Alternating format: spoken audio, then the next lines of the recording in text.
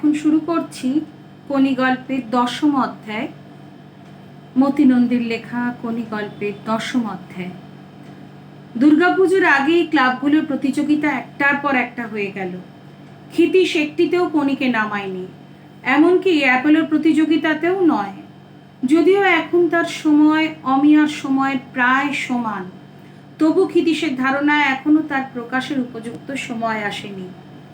Here সময় এখন কত সেটা না জানা পর্যন্ত কোনিকে সে বার করতে চায় না। এখন অনেকেই জেনে গেছে ক্ষিতীশ একজন সাঁতারু তৈরি করছে।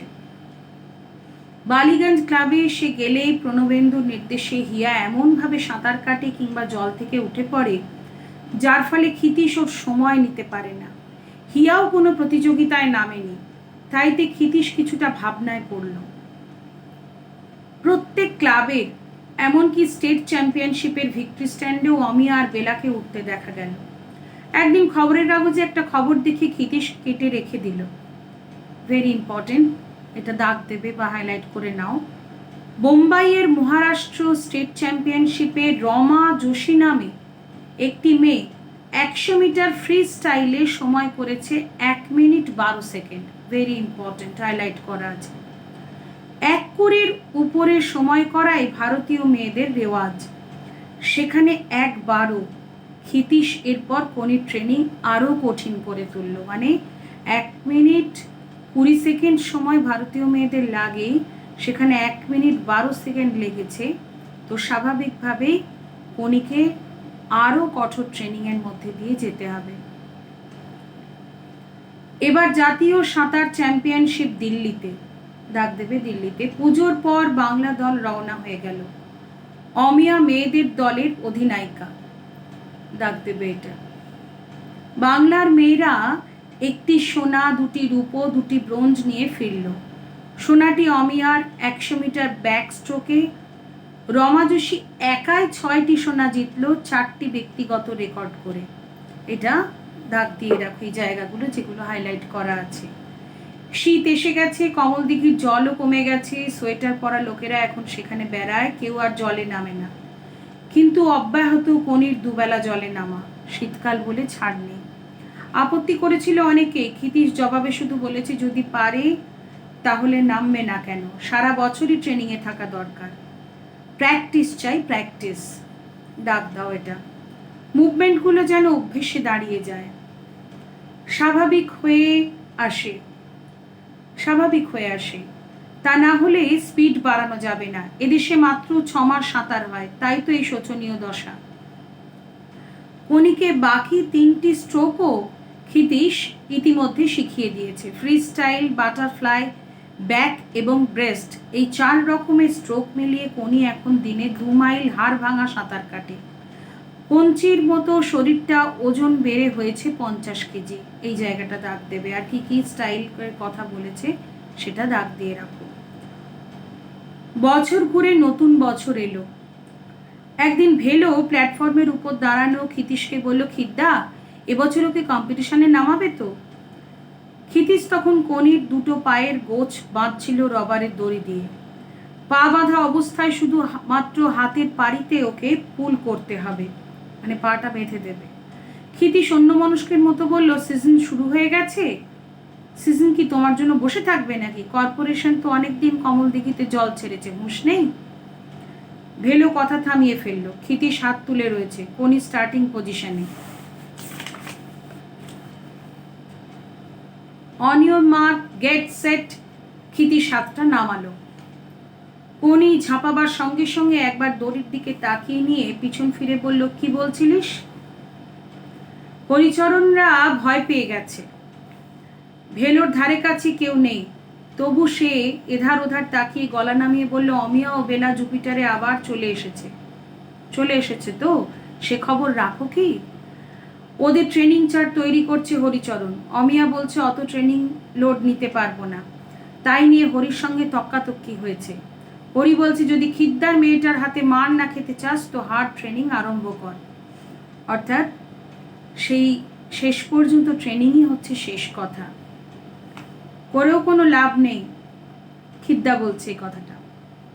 উনি এখন যে টাইম করছে অমিয়ার পক্ষে সেখানে পৌঁছানো সম্ভব হবে না। তাহলে এবার ওকে জুপিটারে চ্যাম্পিয়নশিপে নামিয়ে অমিয়াকে মার খাওয়াও। মনে আছে কি বলে অপমান করেছিল?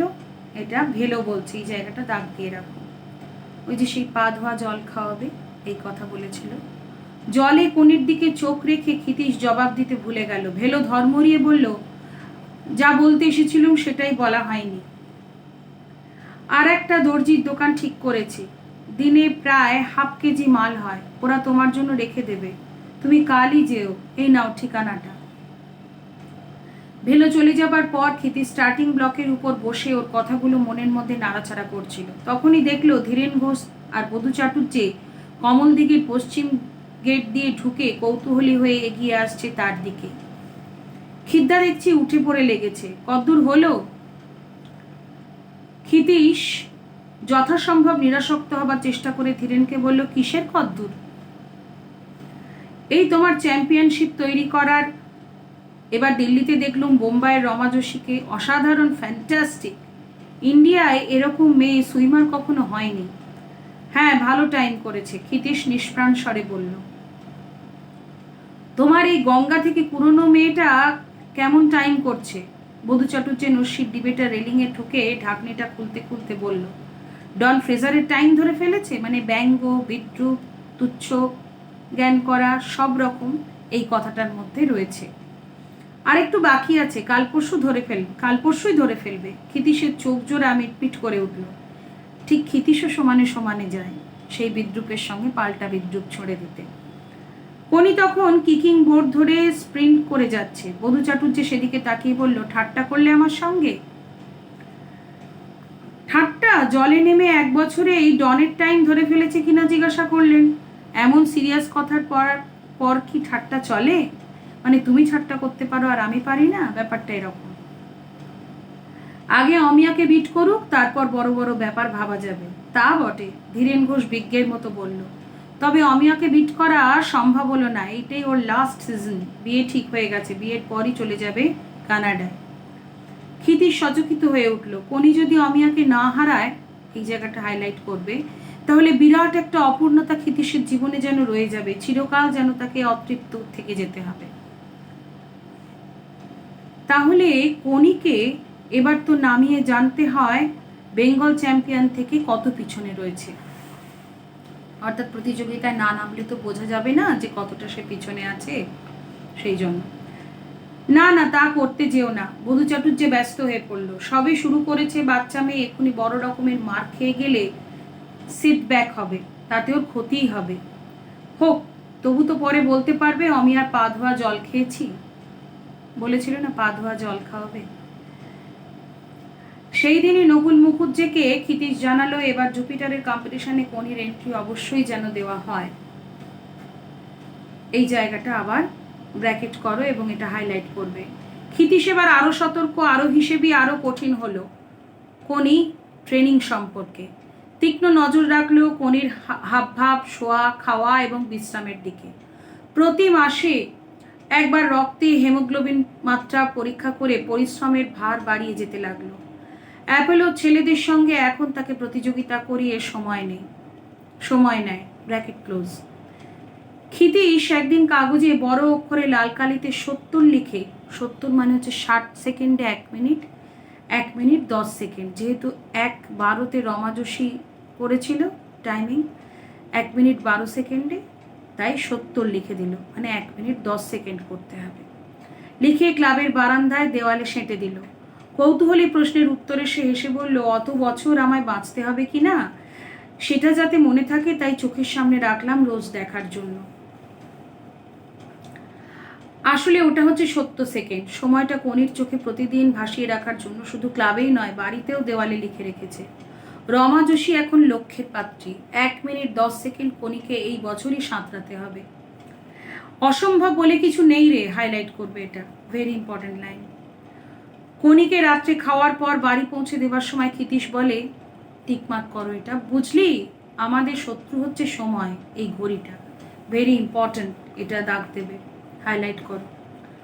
ক্ষিতীশ পকেট থেকে স্টপ ওয়াচটা বার করে কোনির চোখের সামনে ধরে। কোনি সেটা হাতে নিয়ে গভীর মনোযোগে দেখতে থাকে। বারবার চাবি টিপে দেখে কাঁটাটা থরথরিয়ে কেমন এগোচ্ছে। ওয়ার্ল্ড রেকর্ডের দিকে এগোতে হলে ছোটোখাটো রেকর্ডগুলো ভাঙতে ভাঙতে এগোতে হবে। খিদ্দা, অমিয়াদির রেকর্ড কবে ভাঙবো? ঘড়িটা কানে লাগিয়ে কোনি হঠাৎ প্রশ্নটা করলো। ক্ষিতি শেষে বলল, কেন? আজ দোকানে এসেছিল ব্লাউজ করাতে, আমাকে সকলের সামনে বলল, তুই এখানে ঝিয়ের কাজ করিস? জানো খিদ্দা, আমার খুব লজ্জা করলো। আমার হাতের লেখাটা এত খারাপ, নইলে খাতায় মাপ লেখার কাজ করতে পারতো। তুমি বৌদিকে একটু বলবে, আমি রোজ তাহলে হাতের লেখাটা প্র্যাকটিস করব। বলবো, ক্ষিতীশ মৃদু স্বরে বলল। লজ্জা কখনো পুরোটা জিততে পারবি না, কাউন্টারের ওধারে বসলে খানিকটা জেতা হবে। ক্ষমতা দিয়ে জিততে হয়। তোর আসল লজ্জা জলে, আসল গর্বও জলে। Very very important line. তোর আসল লজ্জা জলে, মানে জলে যদি হারি তাহলে লজ্জা, আর জলে যদি জেতে তাহলে গর্ব। যখন তোর ক্ষমতা খানিকটা বাড়াতে পারবি, শুধু তোর কেন, তখন আমারও মান তাতে বাড়বে, মানুষের মান বাড়বে, মানে দেশের এবং দশে। মানুষেরও? উনি হকচকিয়ে বলল। ক্ষিতীশ ওর পিঠে চাপড় দিয়ে ঝুঁকে ভারী গলায় বলল, হ্যাঁ মানুষেরও। মানুষ শব্দের থেকে জোরে আকাশে উড়েছে। অনেক দ্রুতগতিতে মানুষ শব্দের থেকেও আগে বেরিয়ে গেছে। 10 সেকেন্ডের কমে ডাঙায় 100 মিটার ছুটছে। জলে মেয়েরা 1 মিনিটের বাধা ভেঙেছে। স্বপ্নেও ভাবা যায়নি এমন সব পদ্ধতি ল্যাবরেটরিতে, অপারেশন টেবিলে মানুষ শিখছে এই শরীরের আয়ু বাড়াতে।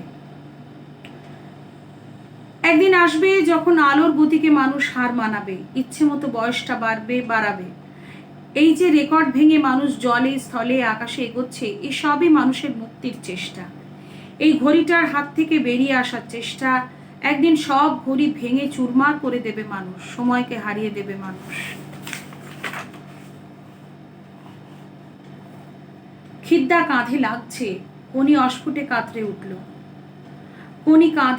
কোনির কাঁধে উত্তেজিত আঙুলগুলো চেপে বসে গেছে। ক্ষিতীশ লজ্জা পেয়ে হাতটা নামিয়ে নিল। বলতে বলতে ক্ষিতীশের খেয়াল নেই। অনেক সময় আবল তাবল বকি, তুই এসব কথা বুঝতে পারিস? কোনি মাথা নাড়ল। ক্ষিতীশ যেন তাতে নিশ্চিত হলো, এমন স্বরে বলল, তোর পক্ষে এসব শক্ত কথা, তবে আরো বড় বুঝতে পারবি। খিদ্দা, তুমি কিন্তু বললে না আমার টাইম অমিয়াদির রেকর্ডের থেকে কত পেছনে। বলবো, একেবারে কম্পিটিশনেই দেখিয়ে দেবো বেটাদের কে কার পায়ের জল খায়। এর 3 মাস পরে ক্ষিতীশ অ্যাপেলোর বারান্দায় দাঁড়িয়ে চিৎকার করে উঠল, বদমাইশি, এসব হচ্ছে ধীরেনের বদমাইশি। কোনির এন্ট্রি নেবে না কেন? এবার হচ্ছে রাজনৈতিক যে দলাদলি, মানে কোনিকে ঢুকতে দেবে না দলে। অ্যাপেলোর সঙ্গে ঝগড়া, তাই বলে সুইমারদের ওপর ঝাল ঝাড়বে? প্রোটেস্ট করো, ইনজাংশন দাও, যা খুশি ইচ্ছে মতো করবে। এটা কি মগের মুলুক? ভেরি ইম্পর্টেন্ট, এটা তুলে প্রশ্ন আসে। কেন মগের মুলুক বলছে? নকুল মুখুজ্জে আর বিষ্ণুধর এবং আরো অনেকে সেখানে বসে ক্ষিতীশ পায়চারি করছিল। জুপিটার ক্লাবের দিকে মুখ ফিরিয়ে বলল, কোথায় নেমে গেছে। অপদার্থরা ক্লাবটাকে কোথায় নামিয়ে এনেছে, এখন ভয়ে ইত্রমো শুরু করেছে, মানে ছোট লোকামো। ইত্রমো মানে ছোট লোকামো। ভেবেছে এইভাবে ক্ষিতীশ সিংহীকে আটকাবে। ফিসফিস করে বিষ্ণুধর বলল, এইসব বিনোদ ভরের পরামর্শে হয়েছে। পাবলিককে এটা জানানো উচিত। প্রেস কনফারেন্স ডাকবো আমি। নকুল মুখুজ্জে ধীরে ধীরে মাথা নাড়ল। এন্ট্রি রিফিউজ করার অধিকার ক্লাবের আছে। ওরা বলেছে ডেট পেরিয়ে গেছে, তাই নেবে না। লাস্ট ডেট কবে সেটা তো ওরা বলে দেয়নি, সুতরাং আইনের ফাঁক রেখেছে। প্রোটেস্ট, ইনজাংশন কিছুই চলবে না। এটা মরালিটির ব্যাপার, ডাক দেবে এটা ভেরি ইম্পর্টেন্ট লাইন। ক্ষিতীশ অধৈর্য ভঙ্গিতে নিজের বুকে চাপড় দিল। এটা খেলার, এটা সাহসের, এটা চ্যালেঞ্জের ব্যাপার। নকুল মুখুজ্জে ঠোঁট বিদ্রুপে মুচড়ে উঠল। বিষ্ণুধর উত্তেজিত হয়ে বলল, তাহলে একটা ডিমনস্ট্রেশন করলে কেমন হয়? বিক্ষোভ, প্রতিবাদ, জুপিটারের সামনে, বিনোদ ভরের বাড়ির সামনে একটা মিছিল যদি পাড়ায়। ওতে অনেক ঝামেলা। নকুল ঠান্ডা স্বরে বিষ্ণুধরকে মিইয়ে দিল। জুপিটারেরই পাবলিসিটি হবে, ওদের ইজ্জত একটুও তাতে কমবে না। আপনার ইলেকশন পর্যন্ত লোকে এসব মনেও রাখবে না, তার থেকে বরং অন্য কিছু ভাবা যেতে পারে। ক্ষিতীশ, তুই কি নিশ্চিত যে কোনি এখন অমিয়াকে হারাতে পারবে? নিশ্চয়ই, ক্ষিতীশ বলল দাঁতে দাঁত চেপে। এই পর্যন্ত আমাদের দশম অধ্যায় শেষ হলো এবং আমরা দেখলাম যে একটা রাজনৈতিক দলাদলি শুরু হয়ে গেছে ক্লাবে ক্লাবে, এবং সেখানে দেখা যাচ্ছে যে কণিকে কোনোভাবেই এন্ট্রি দিতে চাইছে না প্রতিযোগিতায়। এখানেই শেষ হলো দশম অধ্যায়।